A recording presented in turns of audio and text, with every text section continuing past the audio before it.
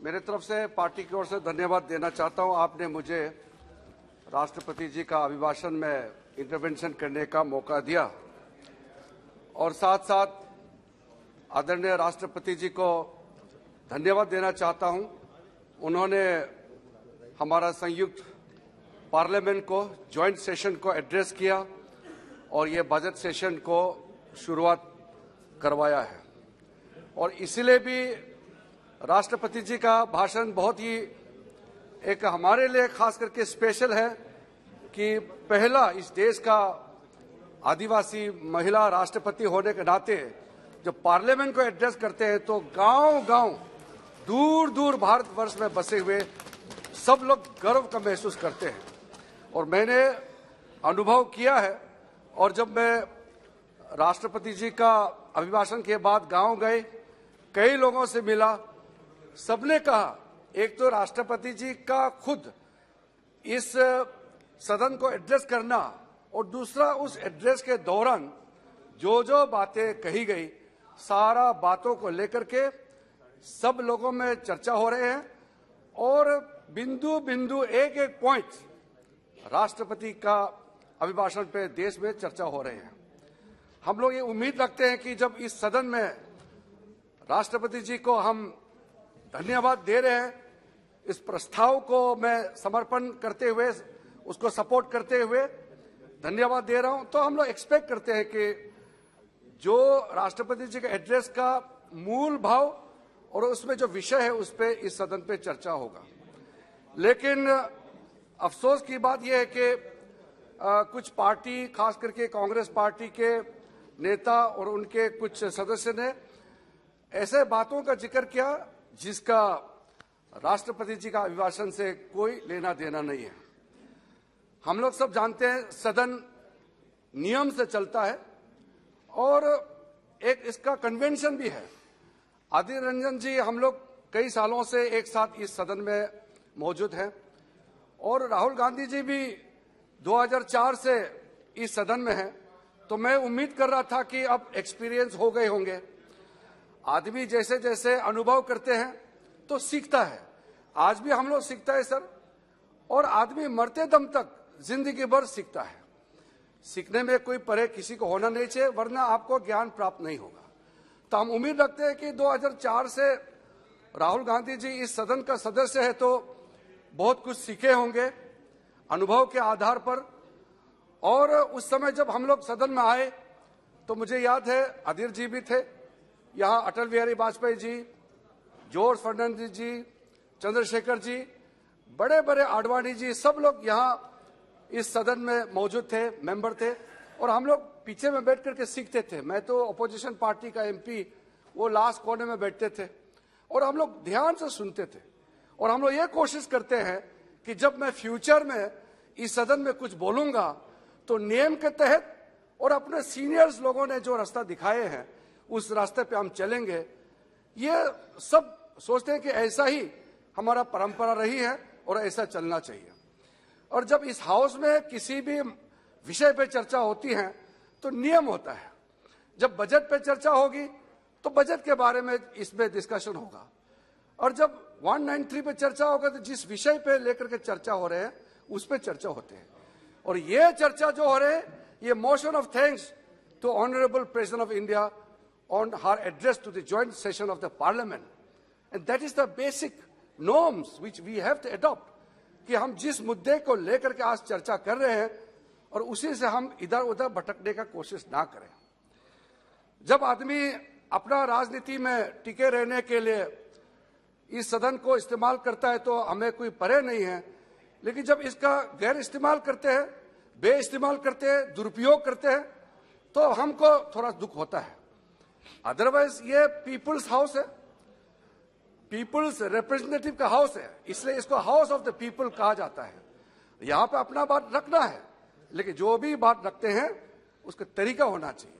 मैं अध्यक्ष जी, कल मैं यहाँ मौजूद थे जब कांग्रेस पार्टी के काफी लोगों ने अपने बात रखे, राहुल गांधी जी ने अपने बात रखे, तो मैं सोचा कि उन्होंने कहा कि यात्रा करके आए हैं तो यात्रा करने के बाद तो थोड़ा रिफॉर्म होना चाहिए, थोड़ा सीखना चाहिए, अच्छे अच्छे बातें बताना चाहिए।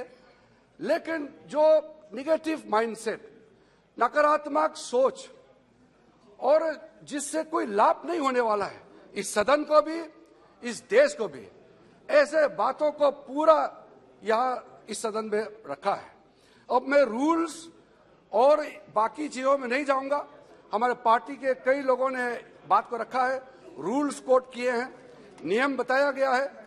मैं उस पर डिटेल पे दोबारा नहीं जाना चाहता हूं। इस मूल्य समय सदन का उसको मैं नष्ट नहीं करना चाहता हूं, लेकिन कुछ बातें हैं मुझे आपके माध्यम से इस सदन में रखना चाहता हूं। सर, जब राष्ट्रपति जी ने मूल बात से सरकार का कामकाज को सदन में रखा और आगे का रास्ता को भी तय करने का एक रास्ता बताया है, अगर राष्ट्रपति जी का अभिभाषण को लेकर के अगर चर्चा होती तो हम लोगों को भी जवाब देने में अच्छा होता। अगर ये कहते कि आयुष्मान भारत में कहीं छूट गया है, इस स्कीम को लागू करने में कहीं कमी है, तो जरूर बताइए। सरकार सुनने के लिए होता है, सरकार को सवाल किया जाना चाहिए। ये हमारा देश का सिस्टम को क्या कहते हैं? Parliamentary democracy. पार्लियामेंट्री डेमोक्रेसी में सवाल करने का हक जनता को भी है और इस सदन का आदरणीय जितना सदस्यगण है सबको भी है। तो ये आदान प्रदान चलते रहना चाहिए। अगर ये कहते कि कोई ये स्वच्छ भारत मिशन में कहीं 70 साल तक तो टॉयलेट बने नहीं है गांव में, आज पहली बार बन रहे हैं, कहीं कमी रह गई, वो पॉइंट आउट कीजिए।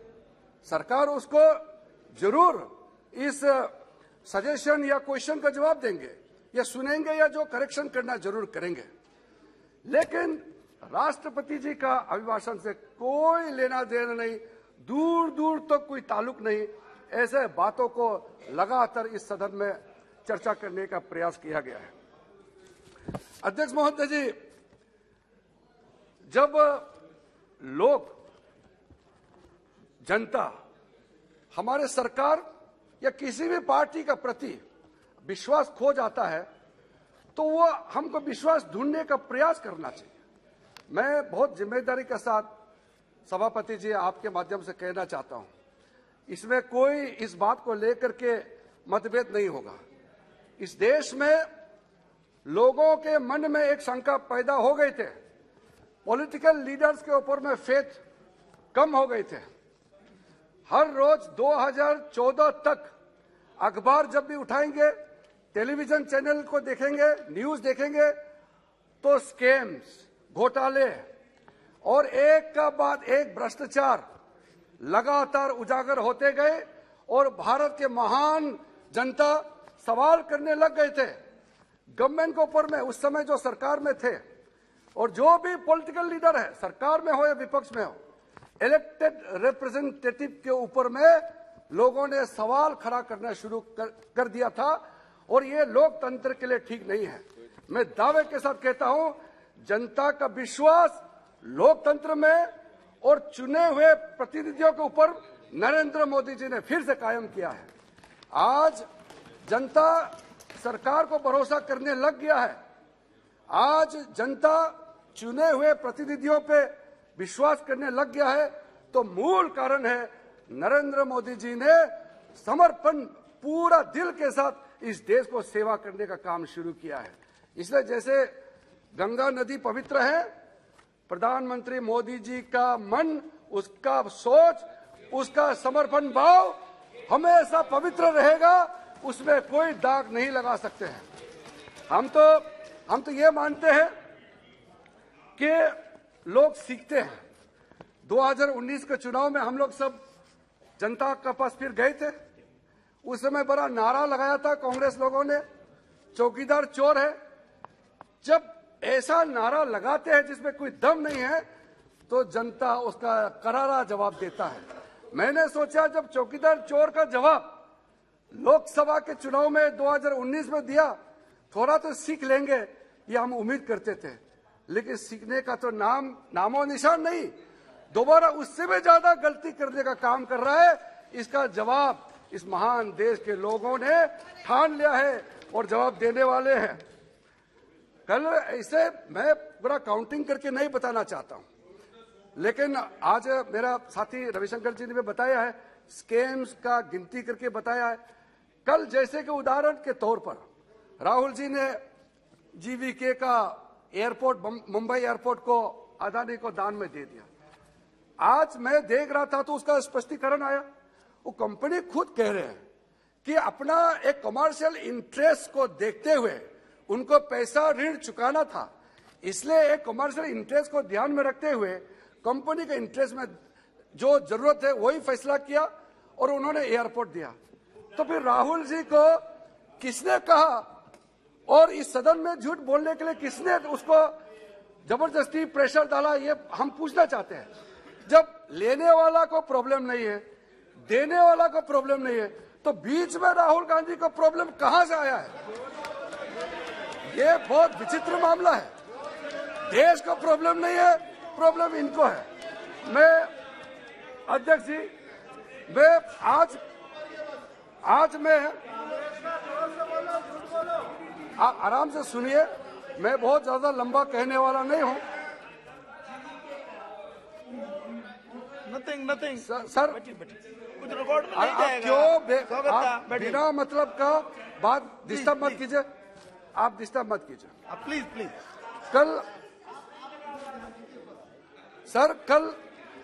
कल राहुल गांधी जब बोलते बोलते 2 बार ये शब्द इस्तेमाल किया कि प्रधानमंत्री विदेशों में घूमते हैं और घूमने जाते हैं, इससे ज्यादा अफसोस की बात कोई हो नहीं सकता है।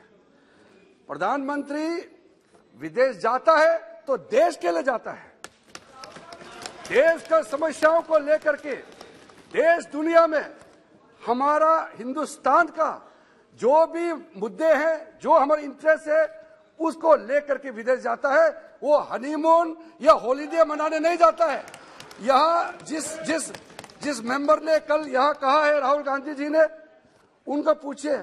हम तो कई चीजें हैं इस सदन में रखना नहीं चाहते हैं, हमको मालूम है वो किस लिए जाते हैं विदेश और कहाँ जाते हैं, लेकिन हम ये छोटे छोटे बातों में हम अपना समय बर्बाद नहीं करना चाहते हैं।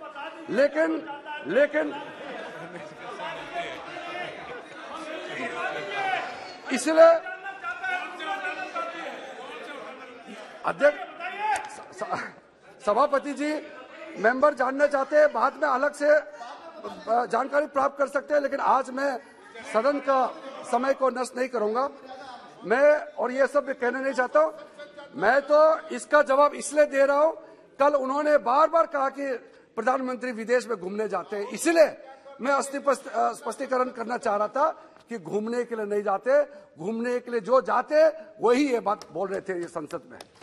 और सर, आज दुनिया में कितना ये गर्व की बात है, जो हम जहां भी जाते हैं कहते हैं कि आपका भारत का प्रधानमंत्री नरेंद्र मोदी जी का सोच से दुनिया चलना चाहिए।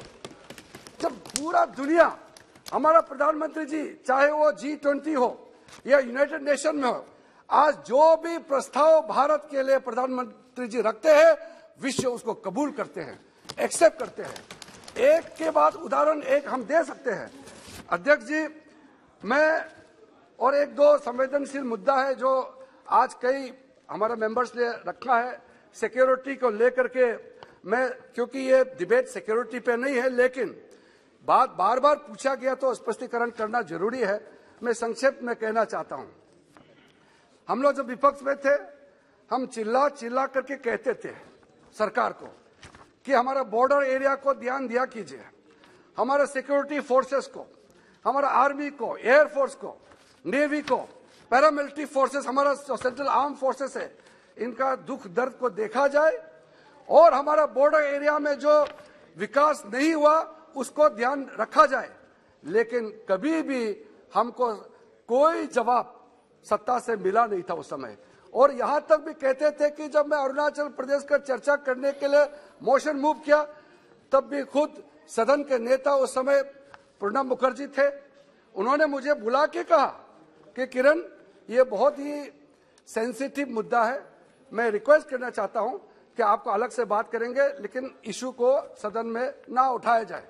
और हमने देश हित में जब सदन के नेता ने कहा कि बहुत गंभीर मामला है, ये नेबरिंग कंट्रीज का रिलेटेड मैटर है और इसको सरकार अपने तरफ से हैंडल करता है, सेंसिटिव मामला है, सदन में बहस नहीं होना चाहिए। हमने माना सर उस समय, और हमने अपना मोशन को हमने विड्रॉ किया।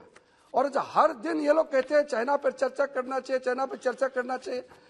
जब अरुणाचल प्रदेश में, मैं जहां से आता हूं, 1962 जब चीन का वहां कब्जा हुआ, लगभग 1 महीने हमारे पूरे जिले चीन के कब्जे में चले गए थे।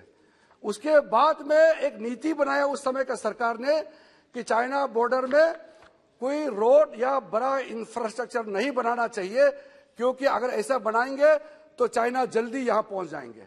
इस मानसिकता से आप लोग ने आगे चलाया है। और 2013 में उस समय का रक्षा मंत्री AK एंटोनी जी ने सदन में पूरा खुले तौर पर बात रखा कि इसलिए रास्ता और इंफ्रास्ट्रक्चर नहीं बनाया, क्योंकि ऐसा करने से चाइना तुरंत अंदर आ जाएगा, इसलिए नहीं करने का ये सरकार का नीति रहा है। ये आपका सरकार का नीति आपके सरकार के मंत्री ने सदन में रखा। ये तो 2014 के बाद, मोदी जी के आने के बाद पॉलिसी चेंज हुआ और आज पूरे बॉर्डर एरिया में रोड्स बन रहा है, 4G नेटवर्क लगाया जा रहा है, ब्रिजेस बनाया जा रहा है। और बिना मतलब से आप बाहर से कोई गलत न्यूज छपवाते हैं और आप लोग विवाद का मुद्दा बनाते हैं। मैं छोटा सा एग्जांपल देना चाहता हूं। अमेरिका में एक प्राइवेट एक वो ग्रुप है, इन्होंने एक तस्वीर खींच करके भेजा गया और बोला कि अरुणाचल के अंदर में चीन ने घुस करके गांव बनाया, और भारत में एक टेलीविजन चैनल ने उसको बड़ा से करके दिखाया कि चाइना अरुणाचल के अंदर में घुस गए हैं। जब उनको आर्मी वालों ने और सारे एजेंसीज ने बताया और रिकॉर्ड में बताया गया कि ये जो कब्जा हुआ है वो 1959 में कब्जा किया गया था और 62 के बाद उसमें कोई 1 इंच अंदर में नहीं आया, पहले ही कब्जा हो गया। तो फिर क्लैरिफिकेशन जो दिया, वो छोटा सा न्यूज़पेपर का कोने में और टेलीविजन का वहां में छोटा सा क्लैरिफिकेशन दिया कि नहीं, न्यूज दिखाया है लेकिन ये न्यूज गलत है और जो कब्जा किया था वो 1962 से पहले कब्जा किया गया था। तो जो स्पष्टीकरण था वो तो किसी ने देखा नहीं है, बहुत छोटा क्लैरिफिकेशन था। लेकिन आप देश को बदनाम करने के लिए जो आपने जो मुद्दे को रखा, जो झूठ था, गलत था, वो चले गए। तो इस तरह का गुमराह करने से क्या मिलता है? मुझे सर ये समझ में नहीं आता है कि राजनीति अलग है लेकिन देश हित में हम एकजुट क्यों नहीं हो सकते हैं? जब यूपीए सरकार के समय में आपने कानून लाया, NIA का कानून लाया, और मैं सदन में हमारे पार्टी की ओर से डिबेट का इनिशिएट मैंने किया। रिकॉर्ड देख लीजिए, चिदम्बरम होम मिनिस्टर थे और हम लोगों ने भरपूर समर्थन किया। देश हित में कोई कदम उठाते हैं तो उसमें एकजुट होना चाहिए। आपका भाषा जो एंटी इंडिया और जो भारत को तोड़ने के लिए बात करने वाले पाकिस्तान के भाषा और कांग्रेस के भाषा में क्यों हमेशा तालमेल होता है, ये बताइए। आप क्यों ऐसे बातें करते हैं जिससे देश को नुकसान होता है? इसलिए बिल्कुल नहीं, मैं सही कह रहा हूं। आपने एयर स्ट्राइक को क्वेश्चन किया। प्लीज बैठिए। आपने You will have a chance to reply. No, please sit down. बिल्कुल मैं सर तर्क के साथ कह रहा हूं कि पाकिस्तान ने एयर स्ट्राइक क्वेश्चन किया तो आपने क्वेश्चन नहीं किया, और सर्जिकल स्ट्राइक को पाकिस्तान ने क्वेश्चन किया तो कांग्रेस पार्टी ने क्वेश्चन नहीं किया। तो तालमेल है कि नहीं, ये बताइए। मैं झूठ बोल रहा हूं कि आप झूठ बोल रहे हैं? तो अधीर जी, मैं जो बात रखता हूं, मैंने जैसे पहले से कहा, हम लोग बहुत सालों से साथ में, इस सदन में हम झूठ नहीं बोल सकते, और झूठ तो छोड़िए हम मिसलीड भी नहीं कर सकते हैं। और सोच समझ करके जिम्मेदारी के साथ हमको बात रखना है। हम जब 2014 में सरकार में आए तो कितने सालों से हमारा सपना था कि इस देश में हमारे शहीदों के लिए एक वार मेमोरियल होना चाहिए।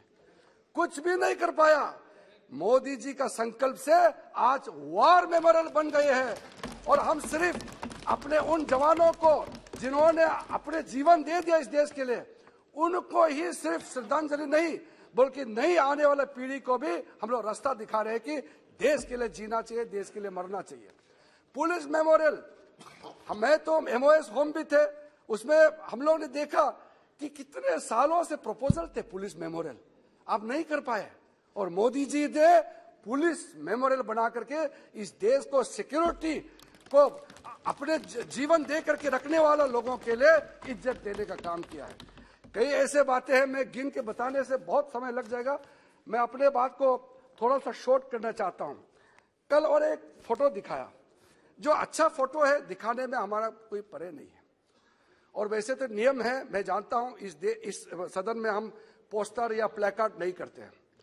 उनके राहुल गांधी जी ने पोस्टर बैनर बना के लेके आया, फोटो वही एक ही बात है। आपके तो हमेशा आदत सा बन गए हैं, आप लोग यहाँ बैनर लगाते रहते हैं। आपके पास ही फोटो है। और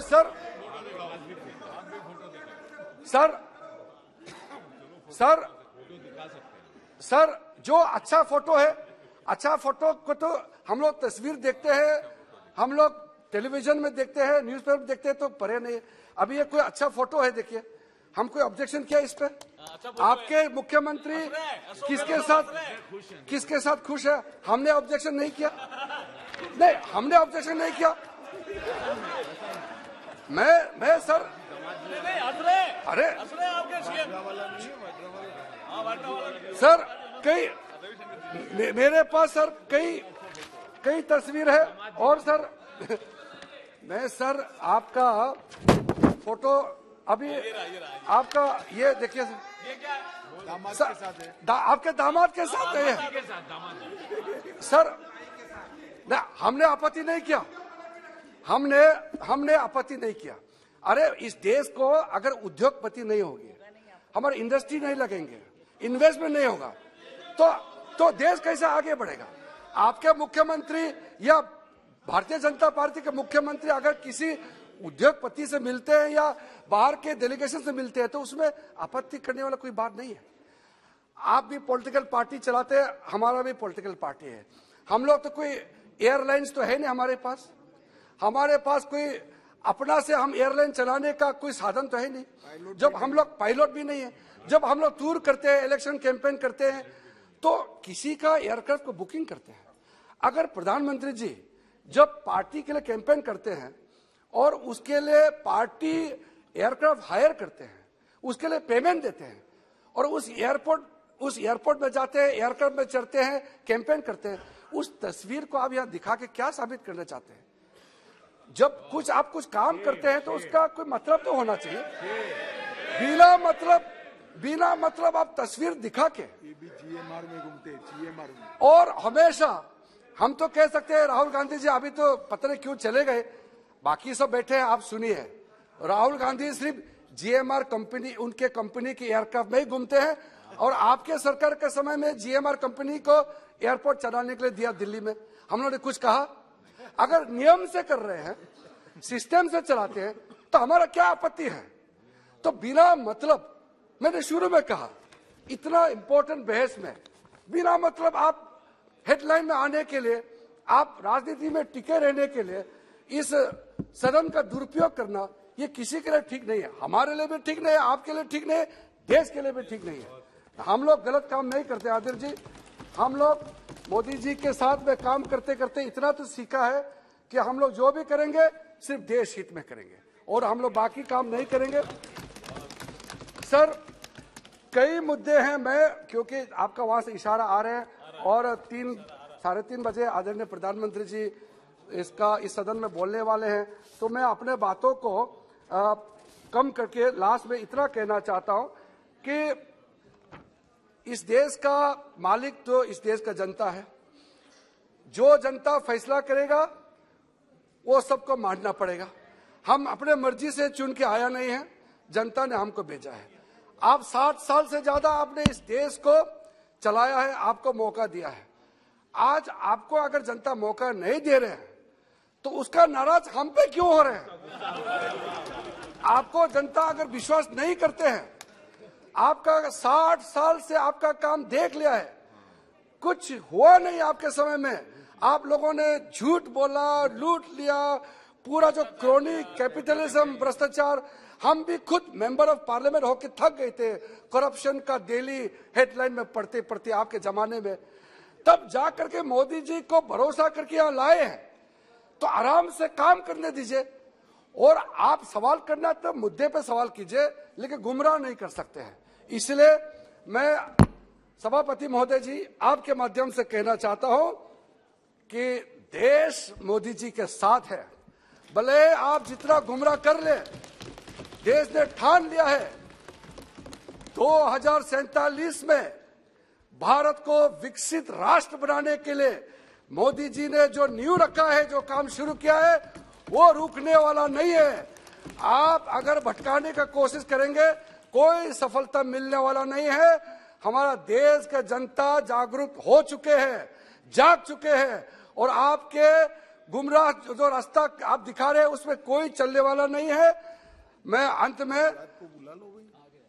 आपके माध्यम से आदरणीय राष्ट्रपति जी को फिर से इस सदन की ओर से, पार्टी की ओर से, मेरे ओर से धन्यवाद देना चाहता हूं कि इतना शानदार देश को आगे ले जाने वाला, इस देश को सही रास्ते दिखाने वाला राष्ट्रपति जी का उद्बोधन हुआ है, उसका अभिभाषण हुआ है। उस अभिभाषण के लिए मैं आदरणीय राष्ट्रपति जी को बहुत बहुत धन्यवाद देते हुए अपना बात को यहाँ विराम करना चाहता हूँ। श्री अधीर रंजन जी।